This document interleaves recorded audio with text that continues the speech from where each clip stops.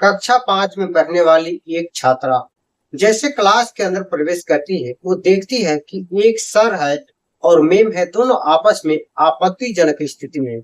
जैसे छात्रा इस तरह की नजारा देखती है, वहां से लौटना चाहती है, लेकिन सर उस लड़की को अपने पास बुलाते हैं और कहते हैं, देखो, तुमने जो कुछ भी देखा है, यह बात कभी किसी से मत बताना। यदि किसी को इस बात को जानकारी मिली, तो हम तुम्हें हमेशा हमेशा के लिए इस स्कूल से निकाल देंगे, यानी आपका नाम काट देंगे। बात सिर्फ इतना ही नहीं, बात हद तब होती है जब लड़की को पूरी तरह से डराया जाता है, पूरी तरह से धमकाया जाता है।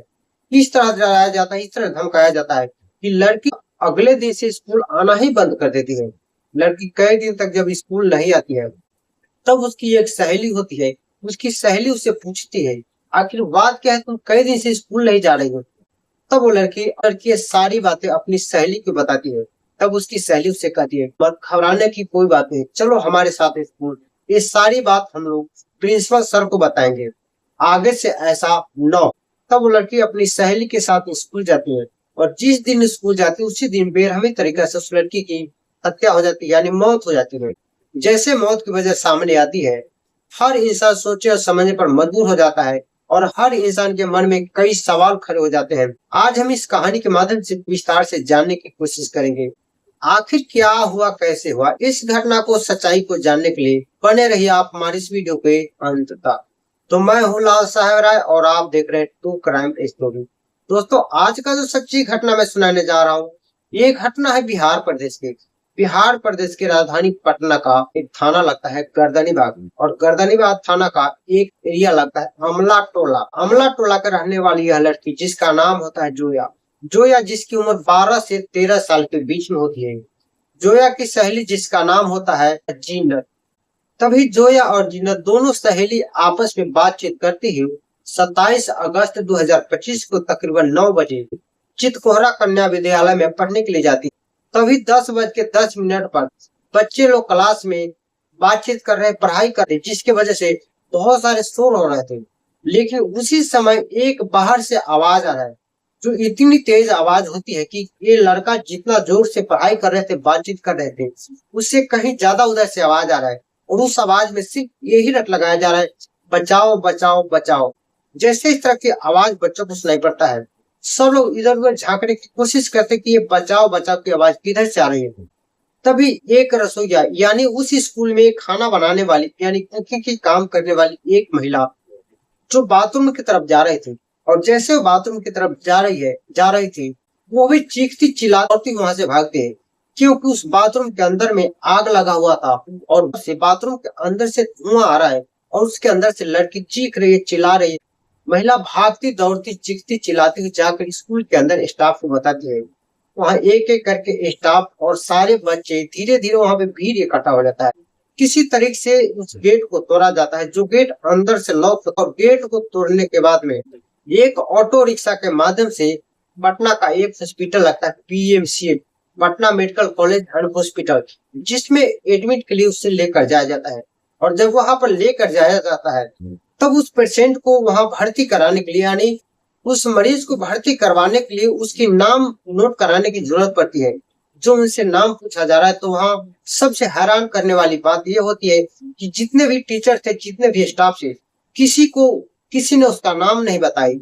उसमें जितने पढ़ने वाले विद्यार्थी, छात्र एवं छात्राएं थे, किसी को उनका नाम तक नहीं मालूम है। इसलिए उस लड़की को लावारिस घोषित करके उस हॉस्पिटल में ट्रीटमेंट चालू किया जाता है। और डॉक्टर पूछताछ करते कि आखिर ये सब कैसे हुआ, क्यों हुआ।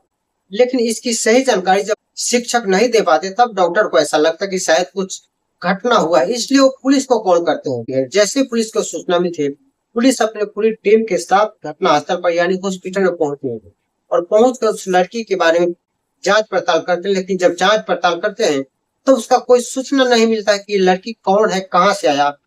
लेकिन पुलिस जब अपने तरीके से उस लड़की के बारे में जानना चाहती है, तब उस लड़की की सच्चाई सामने आती है और उस लड़की के माता पिता के पास कॉल किया जाता है और उसके माता पिता को बताया जाता है, आपकी जो बच्ची है उनकी तबीयत ठीक नहीं है, वो PMCS अस्पताल के अंदर भर्ती है, आप जल्दी से जल्दी यहाँ आ जाओ। जैसे उनके माता पिता को सूचना मिलती है, जो लड़की के पिताजी होते हैं वो चितकोहरा मार्केट में सब्जी बेचने का काम करते हैं, उसी से अपना जीवन यापन करते हैं।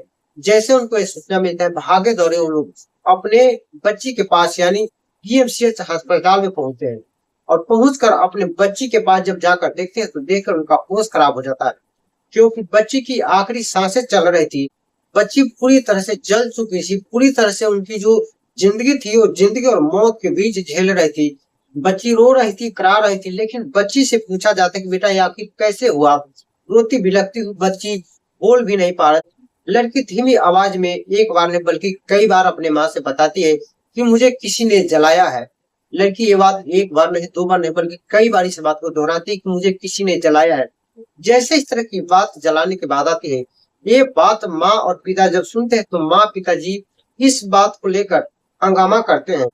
तब लड़की के माता पिता और उस कॉलोनी से कई सारे लोग इकट्ठा होकर उस स्कूल में यानी चितकोहरा कन्या विद्यालय में पहुंच जाते हैं। तब पता चलता कि काफी दिन से ये जो बाथरूम है चालू नहीं है यानी बंद पड़ा है।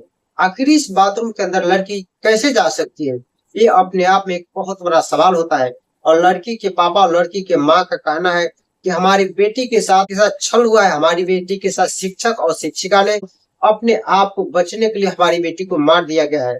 इस बात को सोचते हुए एक ऐसी भयावह पैदा होती है। पुलिस वाले और स्कूल के स्टाफ जितने भी सामने पड़ते हैं सब कोई लोग के हाथापाई होने लगते हैं, जिसके वजह से वहाँ एसपी जिसका नाम होता है दीक्षित, वो इन लोगों को समझाते हो उन लोगों को समझाते हुए एसपी साहब उन लोगों से कहते हैं कि देखो जो भी इस बच्ची के साथ हुआ है ये दुखद घटना है, यदि कोई भी आदमी से शामिल होगा तो उससे बख्शा नहीं जाएगा। आप लोग शांत हो जाइए, शोर शराबा नहीं कीजिए।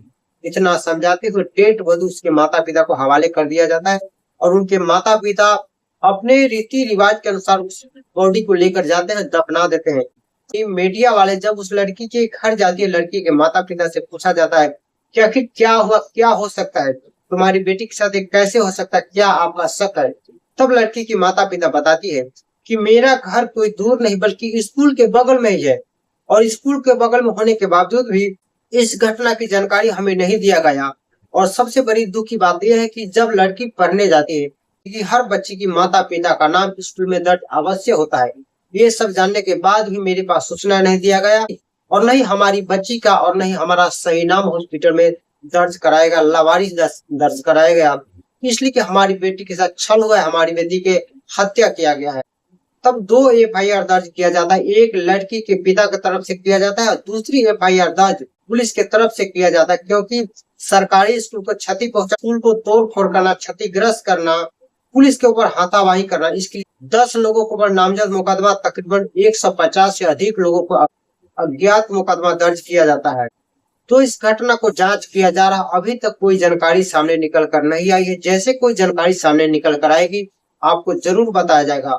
तो दोस्तों इस पूरी घटनाक्रम को सुनाने का मेरा उद्देश्य ये नहीं किसी को परेशान करना, किसी को दिल दुखाना, बल्कि आपको सचेत करना, आपको जागरूक करना। बाकी इस विषय में आप क्या सोचते हैं, अपना राय हमें कमेंट बॉक्स में जरूर बताइएगा। वीडियो अच्छा लगा तो लाइक करें, चैनल पर नए हैं तो चैनल को सब्सक्राइब और दोस्तों में शेयर अवश्य किया करें। फिर मिलते हैं किसी नेक्स्ट वीडियो में, तब तक के लिए अपना ख्याल अवश्य रखें।